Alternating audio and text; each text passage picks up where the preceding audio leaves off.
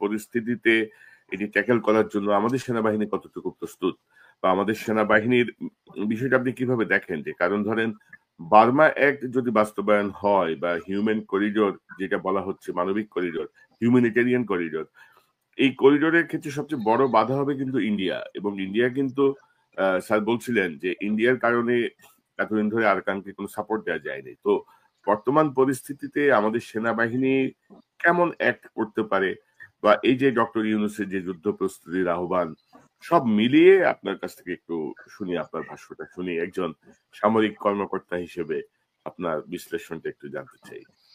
জি, আমি অধ্যাপক শহীদুজ্জামান স্যারের সাথে অলমোস্ট সব কয়টা পয়েন্টে অ্যাকচুয়ালি একমত।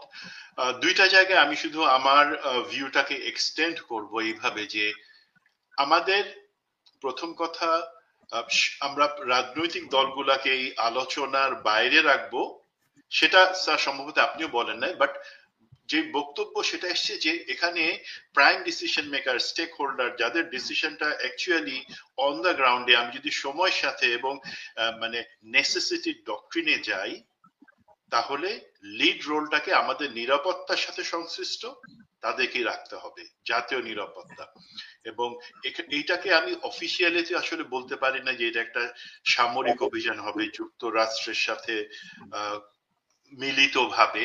আমি অফিসিয়াল যে ভার্সনটা আছে, যেটা সরকার তো আসলে কিছুই বলতেছে না, অল্প একটু কথা বলছে, এটা একটা হিউম্যানিটেরিয়ান করিডোর এর প্রস্তাবনা আছে, এবং যে ক্ষেত্রে বাংলাদেশ নীতিগতভাবে সম্মত, সরকার থেকে এই কথাটা আসছে।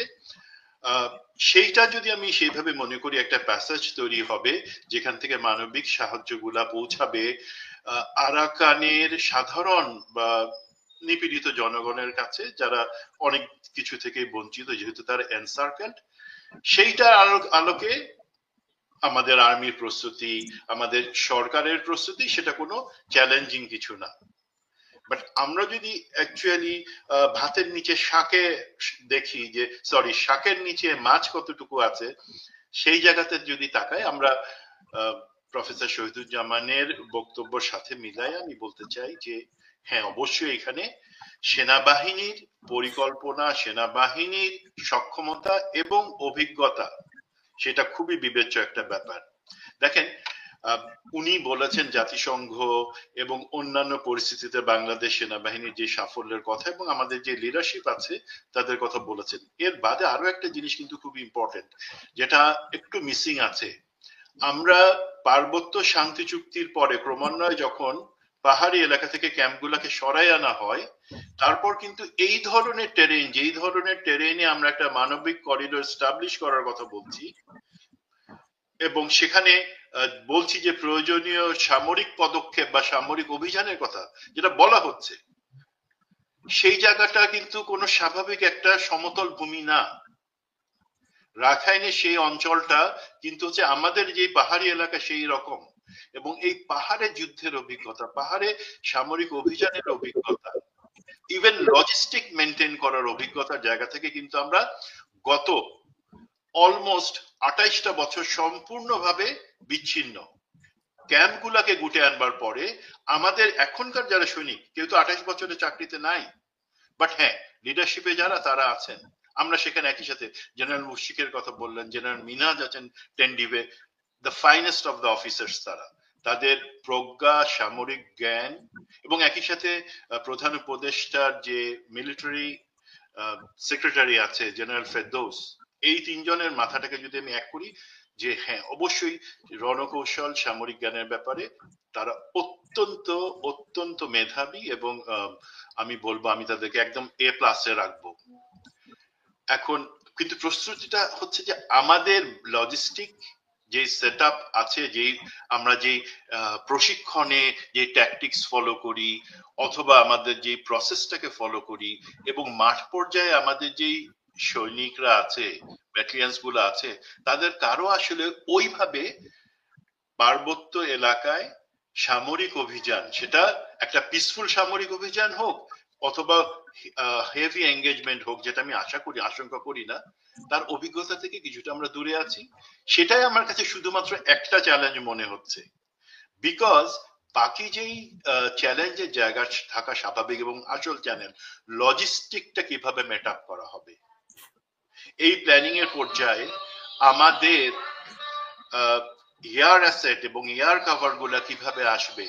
আমরা আমাদের বিমান বাহিনীর সক্ষমতা জানি, বাট তার সাথে সাথে আমাদেরকে অবশ্যই নিশ্চিত করতে হবে কমপ্লিট এয়ার সুপ্রিমেসি থাকবে সেই জায়গাটাতে। সেই সময় সেই জায়গাটা কিন্তু একটা ধারণা আছে যে যারা এই উদ্যোক্তা এই অভিযানটার অথবা জাতিসংঘের পক্ষ থেকে হিউম্যানিটেরিয়ান করিডোরের জন্য তারা সেটা নিশ্চিত করেছেন যে তারা সেই জিনিসটা দেখবেন।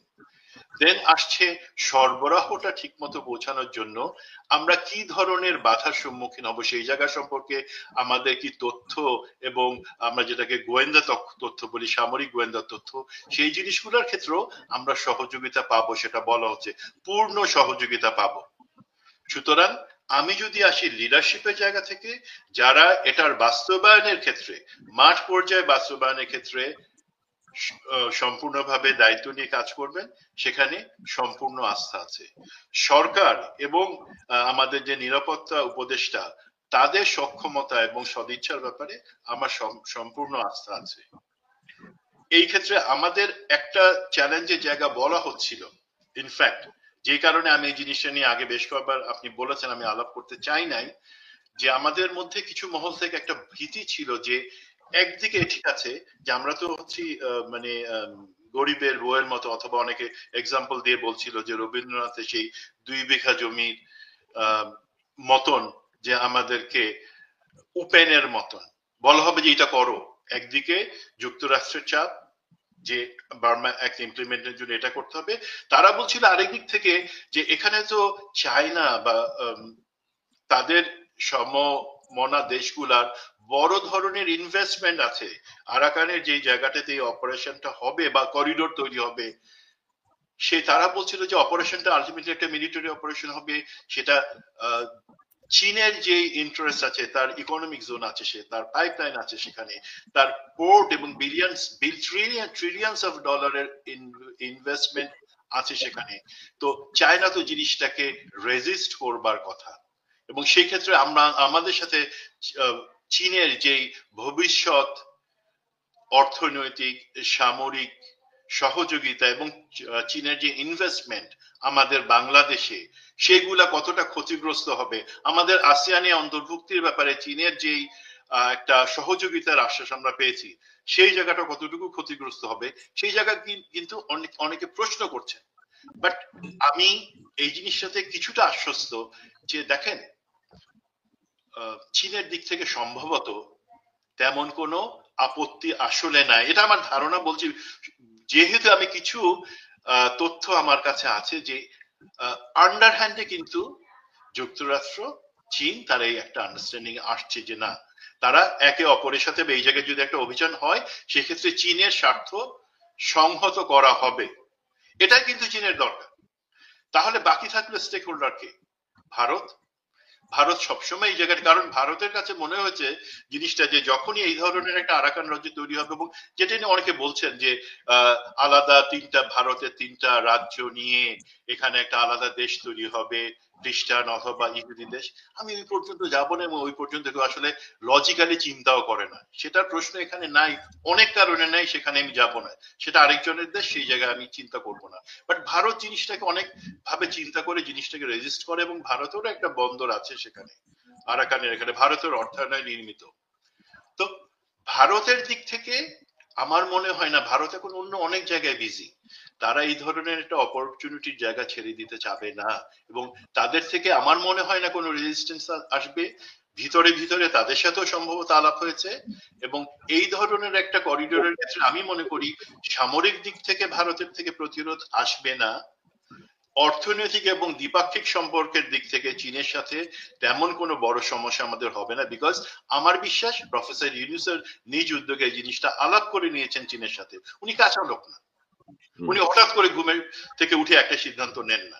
তবে তবে তবে মেজর সুমন, এই যে পরিস্থিতিতে ধরেন ভারতের যে মানে কি বলবো, এক ধরনের প্রতিরোধ করা বা অনিচ্ছা অনাগ্রহ, যার জন্য ধরেন এই বিষয়টি এই বার্মা অ্যাক্ট তো অনেক আগের এটা পাস করা একটা act এখানকার কংগ্রেসে 10 বছর হয়ে গেল বোধহয় এরকম সময়। তো আহ, আমাদের সেনাবাহিনীর ভেতরে এখনো ভারতপ্রেমী অনেকেই বসা, যেগুলো যারা হাসিনার দ্বারা পরিপুষ্ট আর কি। তো তাদের ভূমিকা কি হতে পারে আপনি মনে করেন? তারা কি মানে ঘরের শত্রু বিভীষণ হয়ে দেখা দিবে, মানে দুদিকেই খেলবে, নাকি আপনার ধারণা কি? জাস্ট জাস্ট যদি কোনো মন্তব্য করতে চান আর কি। না, আমি সেই ব্যাপারে সম্পূর্ণ নিশ্চিত। প্রথম কথা, আহ, তারা নিউট্রালাইজড, এবং আগে এই রামুর জিওসি ছিল মেজর জেনারেল সারওয়া, সে এখন টি বোর্ডে আছে। সে যদি সেখানে থাকতো আমি অত্যন্ত দুশ্চিন্তার মধ্যে থাকতাম, বাট এখানে আছে 10 ডিভে আছে, রামু ডিভিশন, জেনারেল মিনহাজ, সে প্রফেশনাল অফিসার। দেন 24 ডিভে জেনারেল মুশফিক। আমি তো সবসময় বলি আমার চোখে আদর্শ যে অফিসার, যে ভবিষ্যতে বাংলাদেশ সামরিক বাহিনী পরিচালনার জন্য